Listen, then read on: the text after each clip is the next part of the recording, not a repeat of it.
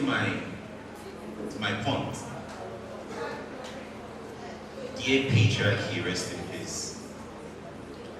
Each time I remember the story of Shady, I quiver. Shady was actually a very high-flying student in university, and she graduated as the best student in the school.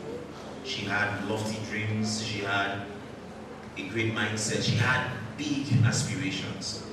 And when she graduated, I mean, she actually did not have to ask for jobs because multinationals were giving her jobs, numerous offers.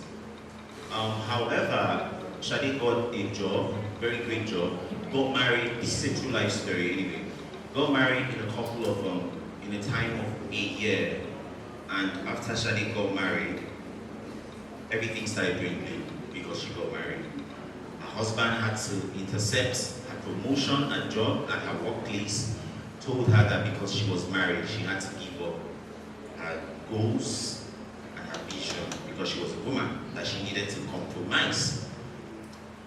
And each time I talk about this story, it's more than just Shady, it's a lot of women. It's the reality that women face in Africa, where they have to compromise themselves just to make men comfortable. And I fear that I need to say this right now, that I might offend you with my speech. However, I'll be offending you to be a better person. I'll be offending you to be a better man. I'll be offending you to unlearn the biases you have about gender, about relationships, about how you treat women. And that is what I'm talking about patriarchy today, a system that has so normalized the oppression of women. You are going to agree with me that it's not the way an Uber driver is going to talk to me as a man that he's going to talk to a woman, right? Yeah. There is going to be a difference. A speaker here mentioned that if you sit, at the last part in a car, they'll literally tell you, I mean, you're a woman, you don't have no right to tell us, you're supposed to be in the middle. Women are oppressed in the society. Structures are all enabled by our culture, by religion, by societal values and norms. And for a new world to come here, we need to give up on those detrimental and toxic mentality we have about gender. And that is why I said rest in peace, patriarchy, because I think that patriarchy should be slain and should be buried for a new world. And that's why I say rest in peace to a system that will abuse women and still blame women for being abused. And the most recent one just happened last week. A woman was battered by her husband, who is a reporter of a TV station that we all know. And she was battered and she had to come on social media to cry out for help. And in less than 24 hours, she was reconciled to her abuser by a governor in the country. And she was forced to take a picture with her abuser. This is a man who battered a woman that went through cesarean procedure just some weeks ago. This is the world we live in. A lot of women are suffering because of these systems. Don't you think that patriarchy should rest in peace? Don't you think that patriarchy should rest in peace? I don't think a lot of people really want patriarchy to rest in peace. And I know a lot of men might be offended because of privilege. You have male privilege, and you have to acknowledge that you do have male privilege. But it is just so ironic how we expect the white people to treat us better as blacks. We shout when we talk about racism. I mean, you are not supposed to be racist towards me, but then inequality is not just about race, it's about gender, it's about every other thing. So if you don't want someone to treat you in a disdaining, demeaning, and condescending way just because you are black, then you should extend that same leverage to minorities and marginalized groups, such as the women in the society. And that's why I say rest in peace to a structure that would say that women are weak in nature, but then expect women to endure so much pain. Is it not just so ironic how we say women are so weak, but you see a woman, an average woman is battling a whole lot? Rest in peace to a structure that normalizes women being so unsafe around men. I can tell you here that there is no man in this room that is scared of jogging down the streets because of women. But I can tell you that almost every woman here would be scared of jogging down her streets because of men. I remember one time I was traveling, I was actually in a car, and we were all men inside the car, and a girl actually stopped the car. She wanted to get into the car, and when she peeked into the car and saw we were all men, she said, "No, I can't do this, it's very dangerous." She murmured that under her breath, and I heard it. The driver zoomed off. Everyone was laughing. But I found that very painful, that masculinity is now a symbol of danger to the female gender. That women cannot trust men. That women cannot stay around men and feel safe. And I'm not saying that masculinity is inherently toxic, but these are norms, values that we have learned from culture, from tradition, that has made you believe that you are better off than a woman, and your masculinity is actually activated when you take privilege or when you take advantage of vulnerable women. And that is why you have to unlearn that bias right now. Rest in peace to a structure that expects women to shrink themselves just to accommodate men in their lives, and they tell them, no, you don't have to dream too big. I mean, you are a woman, you know that you end up getting married. You have to reduce the way you are doing it. Don't buy a car yet. Don't buy a house yet till you get married. Women are constantly pressured to shrink themselves just because they want male company. And it's not supposed to be so. Rest in peace to a structure that will abuse women and still blame them. Rest in peace to the structure that hold women to a higher moral standard than men. When men cheat, it's normal. When women cheat, it's a problem. We hear people saying things like, you know, you're a woman, you're not supposed to. There are things that a man will do, and we can actually. Such structures are structures we don't need in the new world. And that is why I talk about gender equality. And whenever I talk about gender equality, people stare at me and they're like, what are you trying to say? Are you trying to say a man should become a woman? Many times people misconstrue the concept of gender equality to mean gender sameness. That's not what it means. Gender equality is that we are different, but we are identical in value. And what that means is that when a black man is asking for equality from a white man, he is not saying, I want to become a white man. Is that what he's saying? No. He's saying, I want you to treat me the same way you treat your other white people. So gender equality is not saying that there are no differences. Even if I believe that the difference between a man and a woman is highly psychological and, not psychological, sorry, physiological and biological, in my opinion.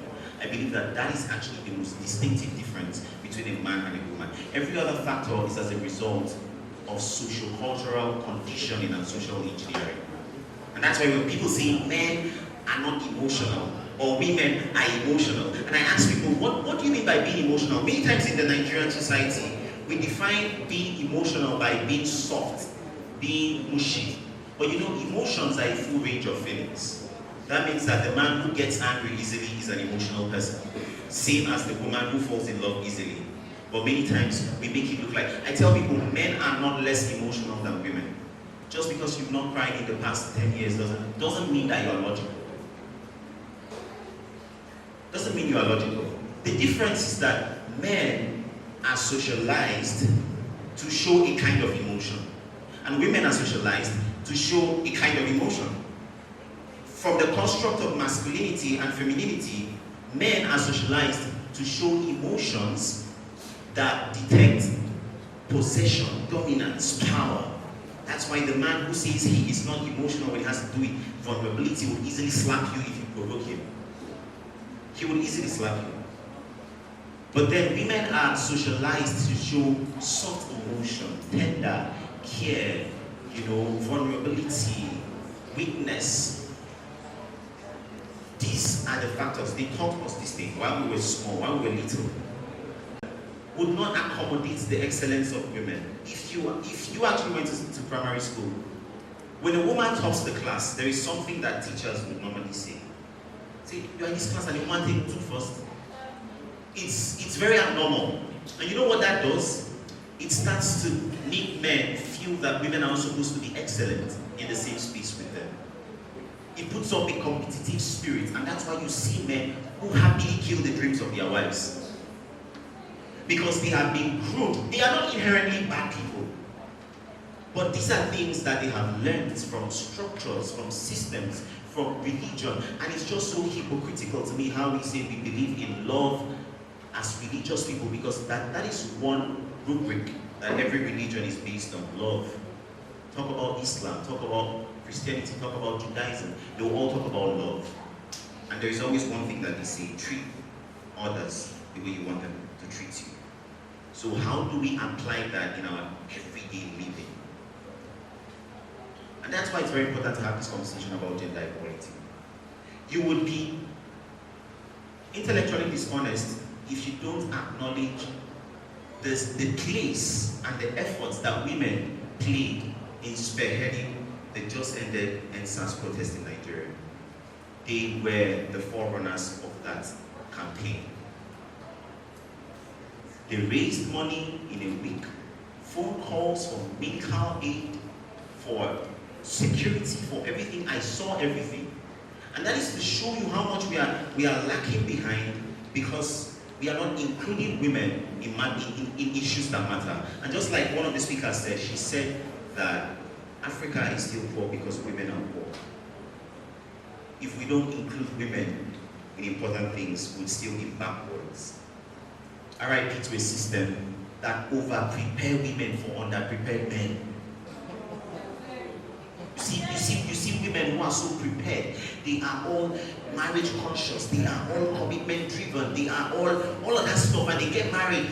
And they are the ones. How do you build something with someone who's dedicated to shattering that thing? And the society is going to tell you, just stay there. You know, you're a woman. You have to pray. You have to just submit yourself. Are you on assignment? You have to submit yourself. You have to do this. You have to do that. You know, when Kamala Harris won, a lot of men were applauding her on social media. I said, oh, we have to address our hypocrisy. Do you know what it means to be the husband of Kamala Harris? Do you know what it means to let her go on countless meetings with top men who have good body, maybe better than you, richer than you, have more connection than you, but you find security in her dream to let her blossom? Because at the end of the day, every relationship should let us be our truest self. And that is why gender equality is very important. It's very important because without the inclusion of women, we are missing out a part of nature that is supposed to be there. And all I just want to ask you today is, review your belief systems right now as we sit down here. How much have you internalized misogyny, patriarchy, and these systems? Are you going to go back from here and you tell your girlfriend, I don't want you to go to that work again? Or are you going to go back from here and you lay your hands on your wife? Or you encourage the culture of silence when women are abused? Oh, don't talk about it. I mean, you were abused, you were raped, no man is good, no man wants to marry you. It is just so funny how we stigmatize women for being abused just for male admiration. Does it make sense to you? A woman is being abused, but yet she has to keep it to herself so she will be more appealing to men. That is such a destructive system. That is why I'm here today to say, rest in peace, patriarchy. And gender equality cannot wait. Thank you so much.